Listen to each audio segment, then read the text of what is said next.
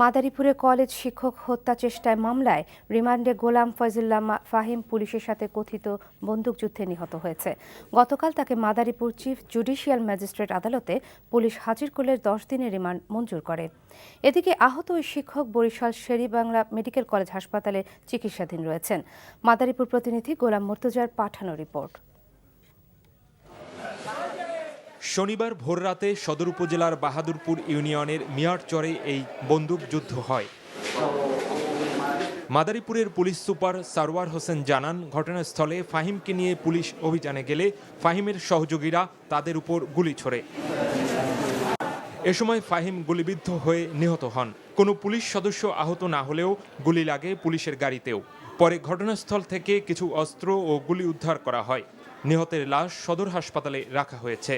বড় বড় 5 feet 12 6 feet 8 feet 10 feet size লম্বা। ওখান থেকে আমাদের গাড়িটা দেখেন, গাড়ির মধ্যে গুলি লাগছে। সকাল 7টা থেকে 7:30 ঘন্টা। এটা আমরা ইনকোয়ারিতে বা এটা হবে, মামলা হবে, হবে। আমাদের যে সদস্যরা ছিল তাদের গাফিলতি ছিল কিনা বা আরো কি, এগুলো তো আমরা অবশ্যই দেখবো।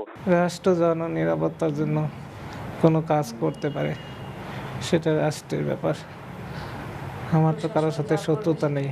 আমি যাতে ন্যূনতম নাগরিক সুবিধা নিয়ে বেঁচে থাকতে পারি, সুস্থভাবে জীবনযাপন করতে পারি, সেজন্য সকলের কাছে আমার সহযোগিতা কামনা করছি আমি। এর আগে শুক্রবার বিকেলে মাদারীপুর চিফ জুডিশিয়াল ম্যাজিস্ট্রেট আদালতে ফাহিমকে হাজির করে পুলিশ 15 দিনের রিমান্ড চাইলে আদালত 10 দিনের রিমান্ড মঞ্জুর করে। বৃহস্পতিবার রাতে ফাহিম সহ 6 জনের নাম উল্লেখ করে অজ্ঞাত কয়েকজনকে আসামি করে সদর থানায় মামলা করে পুলিশ।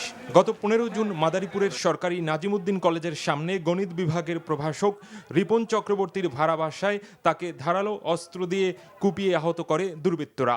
এ সময় ফয়জুল্লাহ ফাহিম নামে একজনকে স্থানীয়রা আটক করে পুলিশে দেয়।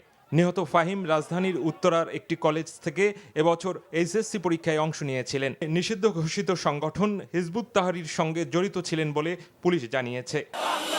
সারা দেশে জঙ্গি দমনে পুলিশের বিশেষ অভিযানের মধ্যেই হামলার শিকার হন কলেজ শিক্ষক।